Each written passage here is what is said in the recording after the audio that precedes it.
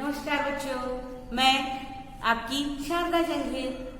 हमने पिछली पाठ में भाषा और व्याकरण के बारे में पढ़ा था। अब इस बार मैं आपको वर्ण और वर्णमाला के बारे में पढ़ाऊंगी, है ना।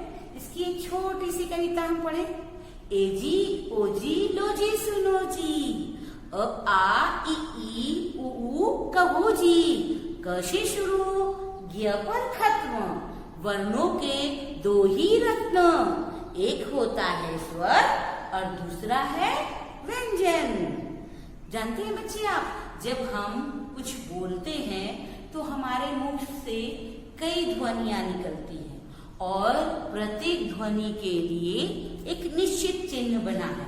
हर ध्वनि को हम एक निश्चित चिन्ह के द्वारा लिखते हैं। इन्हीं चिन्हों को हम वर्ण या अक्षर कहते हैं। सबसे पहले हम अब वर्ण की परिभाषा जानते हैं कि वर्ण की परिभाषा क्या होती है। वर्ण भाषा की सबसे छोटी इकाई या ध्वनि जिसके टुकड़े नहीं किए जा सकते हैं, वर्ण या अक्षर कहलाता है। समझ में आपको कि हम वर्ण को दो भाग में नहीं तोड़ सकते। इसके लिए कुछ उदाहरण मैं बताऊं आपको। उदाहरण के लिए क, अ, च, ई आदि, इन सभी वर्णों को हम दो भाग में नहीं तोड़ सकते। अब वर्ण दो प्रकार के होते हैं, पहला स्वर, दूसरा व्यंजन। और स्वर और व्यंजन को हम जब एक निश्चित क्रम में रखते हैं, लिखते हैं, उस माला को कहते हैं वर्णमाला, अर्थात वर्णों की माला, जिसमें वर्ण को एक निश्चित क्रम में हम पिरोकर उस माला का निर्माण करते हैं। समझ में आया? अर्थात वर्णमाला जब वर्णों को एक निश्चित क्रम में लिखा जाता है तो उसे वर्णमाला कहते हैं। इस वर्णमाला में दो तरह के मोती होते हैं, पहला स्वर और दूसरा व्यंजन। समझ में आया आपको? तो सबसे पहले वर्णमाला में हम पहली मोती स्वर के बारे में पढ़ते हैं कि स्वर क्या होता है। ठीक है। स्वर जिन वर्णों को बोलने के लिए किसी अन्य वर्ण की सहायता नहीं लेनी पड़ती, उन्हें स्वर या वॉवेल्स कहते हैं। यानी जब हम स्वर का मुख से उच्चारण करते हैं तो इनके साथ दूसरे अन्य वर्ण नहीं आते हैं, पता है आपको। और स्वर की मात्राएं बनती है। अब ये स्वर कौन कौन से हैं, इन गुब्बारों की सहायता से हम देखेंगे। स्वर के गुब्बारे में कौन कौन से कलर के गुब्बारे हैं। पहला अ, दूसरा आ, तीसरा ई, बड़ा ई, छोटा उ, बड़ा उ, री, ए, ओ और ये आओ। समझ में आया? इस तरह स्वर कितने हैं हिंदी में? 1, 2, 3, 4, 5, 6, 7, 8, 9, 10, 11। यानी हिंदी भाषा में 11 स्वर हैं। समझ में आया आपको? ठीक। चलिए, अभी तक हमने स्वर के बारे में पढ़ा। अब हम पढ़ेंगे व्यंजन। वर्णमाला का दूसरा मोती है व्यंजन। व्यंजन किसे कहते हैं? जिन वर्णों को बोलने के लिए स्वरों की सहायता लेनी पड़ती है, उन्हें व्यंजन या कंसोनेंट कहते हैं। हिंदी भाषा में 33 व्यंजन है। जिस प्रकार वर्णमाला में स्वर के कितने मोती हैं? 11, वैसे ही वर्णमाला में व्यंजन के 33 मोती हैं। वो मोती कौन कौन से हैं? क वर्ग के क, ख, ग, घ, अंगा, च, छ, ज, झ, ञ, ट, ठ, ड, ढ, ढ़, त, थ, द, ध, न, प, फ, ब, भ, म, य, र, ल, व, श, श, स, ह।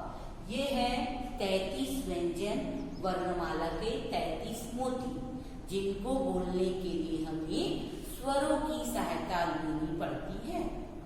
प्रत्येक व्यंजन को बोलने के समय हर व्यंजन के साथ अ स्वर का प्रयोग किया जाता है।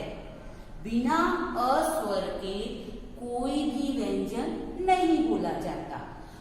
जिन व्यंजनों के नीचे एक ऐसी आड़ी रेखा होती है, उस आड़ी रेखा को कहते हैं हलंत। इस हलंत का मतलब है इन स्वरों के साथ स्वर अ जुड़ा हुआ नहीं है, ये स्वर रहित है।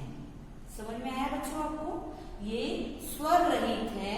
इसको दर्शाने के लिए हम इनके नीचे हलंत का प्रयोग करते हैं। अब ये तो हो गए 33। आपको पता है कि वर्णमाला में 52 अक्षर, 52 वर्ण है जो अलग अलग ध्वनि को प्रदर्शित करते हैं। तो अब ये हो गए 33, स्वर हो गए 11, ऐसे हो गए कितने? 44। अब हमें संख्या पूरी करनी है 52। अब इसके साथ हमने 2 और नए व्यंजन जोड़े, वो हुए र और ढ। ये व्यंजन हमेशा शब्दों के बीच में या पीछे जुड़कर आता है, जैसे सड़क, सीढ़ी। समझ में आया आपको? अब इनके बाद व्यंजन में ही 4 संयुक्त व्यंजन। संयुक्त माने जुड़े हुए, जो अलग अलग तरह के व्यंजनों को जोड़कर बनाए गए हैं। जब 2 व्यंजनों को जोड़ दिया जाता है तो उनका रूप परिवर्तित हो जाता है, उनको कहते हैं संयुक्त व्यंजन। और ये वर्णमाला में 4 संयुक्त व्यंजन है। ठीक है, वो है श, त्र, ज्ञ और श्र। ये 4 संयुक्त व्यंजन वर्णमाला में है। इसके साथ साथ कुछ और भी स्वर जो है वर्णमाला में जुड़े हुए हैं, जैसे अम। इसे कहते हैं अनुस्वार। इसको बोलते समय नाक और मुंह से वायु निकलती है, ये कहलाते हैं अनुस्वार। अब दूसरा है अह, ये कहलाता है विसर्ग। इसको बोलते समय हमेशा ह की ध्वनि निकलती है। आहा, कोई भी चीज हमें अच्छा लगा तो हम क्या कहते हैं? आहा। तो उस समय हमारे मुंह से विसर्ग की ध्वनि निकलती है। ठीक है, इसके साथ साथ और कुछ अक्षर हैं जो हमारे हिंदी वर्णमाला में जुड़े हुए हैं, जैसे या चंद्रबिंदु। चंद्रबिंदु वाले शब्दों को कहते हैं अनुनासिक, जिससे ध्वनि जो है हमेशा नाक से निकलती। चांद, मां, तो ये कहलाते हैं अनुनासिक, चंद्रबिंदु वाले शब्द। उसके बाद हुआ आगत व्यंजन। ये दूसरी भाषाओं से हमारी भाषा हिंदी भाषा में लिए गए शब्द हैं। समझ में आया?